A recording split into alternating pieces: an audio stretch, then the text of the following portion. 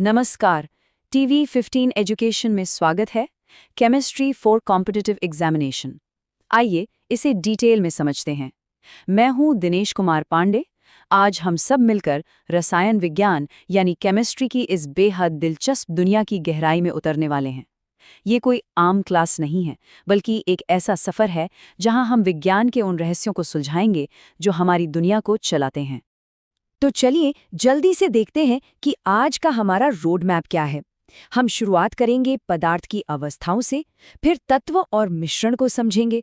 उसके बाद परमाणु संरचना, क्वांटम संख्या, आवर्त सारणी यानी पीरियोडिक टेबल और अंत में तत्वों के कुछ बेहद खास गुणों पर चर्चा करेंगे। आइए अपने पहले पड़ाव से शुरुआत करते हैं। सेक्शन 1, पदार्थ की अवस्थाएं यानी हमारी भौतिक दुनिया। अब सबसे बुनियादी बात, हमारे आसपास का ये जो पूरा भौतिक ब्रह्मांड है, ये आखिर किन चीजों से बना है? विज्ञान का एक बहुत ही सीधा सा नियम है। ब्रह्मांड में मौजूद हर वो चीज जिसमें द्रव्यमान है यानी मास है और जो जगह घेरती है वो पदार्थ है। अब इस टेबल को ध्यान से देखिए। यहाँ एक बहुत ही दिलचस्प पैटर्न है। ठोस, द्रव और गैस में जो अंतर आणविक स्थान है और जो उनका आकर्षण बल है, उनके बीच बिल्कुल उल्टा संबंध होता है। ठोस चीजों में कण एक दूसरे को बहुत मजबूती से खींचते हैं, आकर्षण अधिकतम होता है, इसलिए उनके बीच खाली जगह ना के बराबर होती है। वहीं गैसों में कणों के बीच जगह इतनी ज्यादा होती है कि उनका आपसी आकर्षण बल लगभग खत्म हो जाता है ना कमाल की बात? अब जरा इन परिवर्तनों को समझते हैं।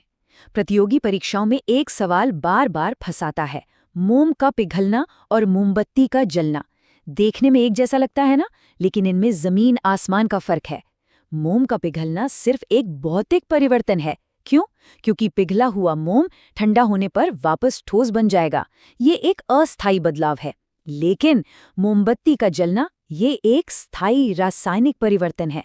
जब मोमबत्ती जलती है तो कार्बन डाइऑक्साइड और धुआं जैसे बिल्कुल नए पदार्थ बनते हैं, जिन्हें वापस मोम नहीं बनाया जा सकता। ये फर्क हमेशा याद रखिएगा। चलिए अब थोड़ा और आगे बढ़ते हैं। सेक्शन 2, तत्व, यौगिक और मिश्रण।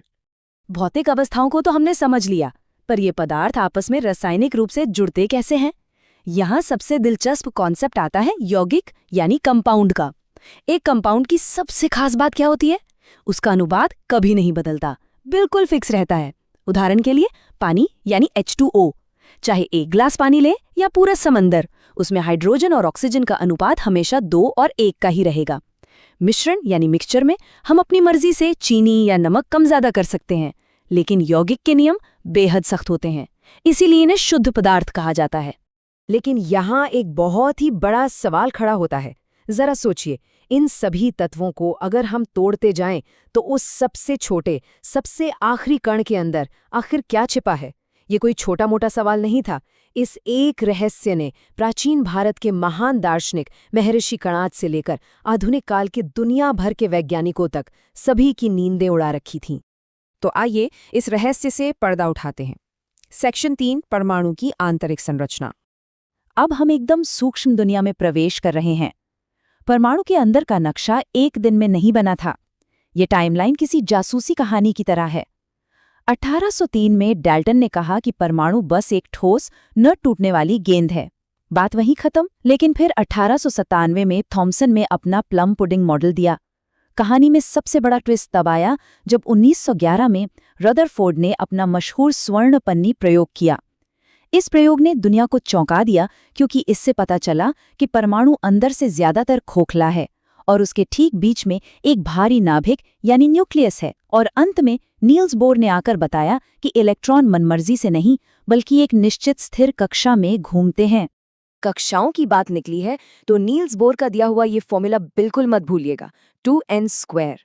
परीक्षाओं में ये सीधा सीधा पूछा जाता है। ये जादुई फॉर्मूला हमें एकदम सटीक तरीके से बताता है कि परमाणु की किसी भी कक्षा या शेल में अधिकतम कितने इलेक्ट्रॉन फिट हो सकते हैं।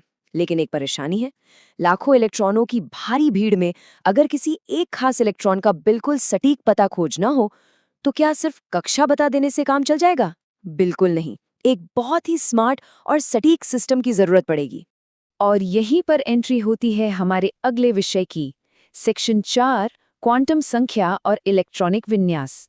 क्वांटम संख्याओं को समझना बहुत आसान है। इन्हें बस किसी इलेक्ट्रॉन का पूरा पोस्टल एड्रेस मान लीजिए, एकदम स्टेप बाय स्टेप। सबसे पहले आती है मुख्य क्वांटम संख्या यानी n, जो बताती है कि इलेक्ट्रॉन किस शहर या मुख्य कक्षा में है। फिर हम थोड़ा और जूम इन करते हैं। दिगंशी या L हमें मोहल्ला या उपकोष बताती है। इसके बाद चुंबकीय क्वांटम संख्या m से बिल्कुल सटीक मकान नंबर या कक्षक मिल जाता है। और अंत में चक्रण यानी स्पिन क्वांटम संख्या s ये तय करती है कि उस मकान में रहने वाले इलेक्ट्रॉन का मुंह किस तरफ है, यानी उसके घूमने की दिशा क्या है ना बिल्कुल जीपीएस ट्रैकिंग जैसा। अब इलेक्ट्रॉनों के इस घर में बसने का एक बहुत ही मजेदार नियम है, जिसे ऑफ बाउ का सिद्धांत कहते हैं। इस स्लाइड की सबसे दिलचस्प बात यह है कि इलेक्ट्रॉन बड़ी आलसी प्रवृत्ति के होते हैं। वो हमेशा सबसे आसान और कम ऊर्जा वाला रास्ता चुनते हैं। इसीलिए जब भरने की बारी आती है तो वो तीसरी मंजिल के उस भारी भरकम 3D कमरे में जाने से पहले चौथी मंजिल के 4S कमरे में जाना पसंद करते हैं। क्यों? क्योंकि वहां ऊर्जा कम खर्च होती है। ये अपवाद अक्सर परीक्षाओं में पूछा जाता है। चलिए अब इन इलेक्ट्रॉनों और परमाणुओं से थोड़ा बाहर निकलते हैं। सेक्शन 5 आधुनिक आवर्त सारणी यानी पीरियोडिक टेबल। जब वैज्ञानिकों ने इन बुनियादी ईंटों को समझ लिया तो उनके सामने एक बहुत बड़ी चुनौती खड़ी हो गई। उन सभी ज्ञात तत्वों को एक साथ व्यवस्थित कैसे किया जाए? उन्हें एक मास्टर मैप की जरूरत थी। डॉबराइनर के त्रिक और न्यूलैंड्स के अष्टक नियम ने एक शुरुआत तो दी, लेकिन असली गेम चेंजर साबित हुए मेंडलीफ। मेंडलीफ की प्रतिभा इस बात में नहीं थी कि उन्होंने तत्वों को सजाया, बल्कि इस बात में थी कि उन्होंने उन तत्वों के लिए खाली जगह छोड़ दी जो तब तक खोजे ही नहीं गए थे। जैसे कि ए का एल्यूमिनियम। उनका आत्मविश्वास सच में कमाल का था। लेकिन मेंडलीफ के उस शानदार मैप में भी कुछ छोटी मोटी कमियां रह गई थीं, और उन कमियों को हमेशा के लिए दूर किया मोज़ले की इस एक ऐतिहासिक समझ ने।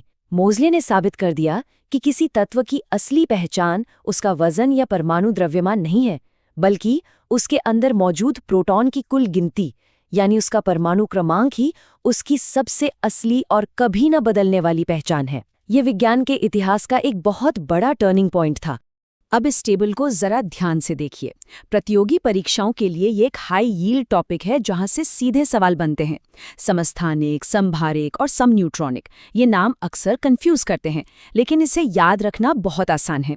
समस्थानिक यानी आइसोटोप्स में प्रोटॉन समान होते हैं। समभारिक यानी आइसोबार्स, नाम से ही पता चल रहा है, इनका द्रव्यमान या भार समान होता है। और समन्यूट्रॉनिक यानी आइसोटोन्स में, जैसा कि नाम में ही न्यूट्रॉन छुपा है, न्यूट्रॉन की संख्या समान होती है। बस इतना याद रख लिया तो यहां से कोई नंबर नहीं कटेगा। और इन सब खोजों के बाद हमारी आधुनिक आवर्त सारणी का जो एक व्यवस्थित नक्शा तैयार हुआ, वो सच में किसी मास्टरपीस से कम नहीं है। 7 क्षैतिज पंक्तियां जिन्हें हम आवर्त कहते हैं, और 18 ऊर्ध्वाधर कॉलम जिन्हें वर्ग कहा जाता है। पूरा का पूरा सिस्टम बाहरी इलेक्ट्रॉनों पर टिका है। एस ब्लॉक में अत्यधिक प्रतिक्रियाशील धातुएं हैं। पी ब्लॉक विविधताओं से भरा है, जहां अधातुएं और उपधातुएं मिलती हैं। डी ब्लॉक तो हमारी दुनिया का इंडस्ट्रियल हब है, जिसमें सभी भारी संक्रमण धातुएं हैं। और नीचे एफ ब्लॉक में भारी और रेडियोधर्मी तत्वों को जगह दी गई है। हर तत्व की अपनी एक अलग पर्सनैलिटी है। अब हम अपने सफर के आखिरी पड़ाव पर हैं। सेक्शन 6 तत्वों के प्रमुख गुण। आइए इस नक्शे पर मौजूद कुछ सबसे खास तत्वों पर नजर डालते हैं, जो परीक्षाओं के लिहाज से बहुत महत्वपूर्ण है। भविष्य का ईंधन कहे जाने वाले सबसे हल्के हाइड्रोजन को देखिए, या फिर लिथियम, वो सबसे हल्की धातु जिसके बिना आज हमारे मोबाइल और इलेक्ट्रिक गाड़ियां चल ही नहीं सकती। फ्लोरीन पर ध्यान दें, जो पूरी सारणी में सबसे ज्यादा विद्युत ऋणात्मक यानी इलेक्ट्रॉन नेगेटिव है, जबकि इलेक्ट्रॉन को अपनी तरफ खींचने की सबसे ज्यादा चाहत यानी इलेक्ट्रॉन बंधता क्लोरीन की है। और पारे यानी मरकरी को कैसे भूल सकते हैं? ये इकलौती ऐसी धातु है जो कमरे के तापमान पर भी तरल अवस्था में रहती है, बिल्कुल एक अपवाद की तरह। अब जरा पीरियोडिक टेबल के इन 2 सिरों के बीच का भारी अंतर देखिए। एक तरफ वर्ग 1 की क्षार धातुएं हैं, जैसे सोडियम। ये इतने उग्र और प्रतिक्रियाशील हैं कि हवा के संपर्क में आते ही धमाका कर सकती हैं, आग पकड़ सकती हैं। इसीलिए इन्हें हमेशा मिट्टी के तेल में डुबाकर रखना पड़ता है। और दूसरी तरफ वर्ग 18 की उत्कृष्ट गैसें या नोबल गैसेज, ये बिल्कुल शांत है, किसी से कोई मतलब नहीं रखती। इनकी बाहरी कक्षाएं पूरी तरह भरी हुई हैं, इसलिए ये पूरी तरह से संतुष्ट हैं और कोई प्रतिक्रिया नहीं करती। कितना गजब का कॉन्ट्रास्ट है ना? और सिर्फ फैक्ट्रियों में ही नहीं, ये तत्व हमारे जीवन की बुनियाद है। ये स्लाइड सच में हैरान करने वाली है। हम अक्सर सोचते हैं कि धातुएं सिर्फ औजार या मशीनें बनाने के काम आती हैं, लेकिन ऐसा बिल्कुल नहीं है। मैग्नीशियम पौधों के क्लोरोफिल के बिल्कुल बीचों बीच बैठकर प्रकाश संश्लेषण चलाता है, और कैल्शियम आयंस ये तो हमारे दिल की धड़कन के लिए किसी इलेक्ट्रिकल स्विच की तरह काम करते हैं। विज्ञान का ये तालमेल सच में अविश्वसनीय है। आज के इस मास्टर क्लास को खत्म करते हुए एक बहुत ही दिलचस्प सवाल जहन में आता है। आज हमारे पास 118 तत्वों का एक पूरा मुकम्मल नक्शा तो है, लेकिन क्या हमारी आवर्त सारणी सच में पूरी हो चुकी है? या क्या ऐसा हो सकता है कि प्रकृति ने ब्रह्मांड के किसी सुदूर अंधेरे कोने में कुछ और भी भारी, अनदेखे और रहस्यमय तत्व छिपा रखे हों, जो बस खोजे जाने का इंतजार कर रहे हों? जरा सोचिएगा इस बारे में। विज्ञान कभी रुकता नहीं है, ये बस आगे बढ़ता जाता है। इस ज्ञानवर्धक सफर में जुड़ने के लिए बहुत बहुत धन्यवाद। टीवी 15 एजुकेशन के साथ ऐसे ही सीखते रहिए और ब्रह्मांड के रहस्यों को समझते रहिए।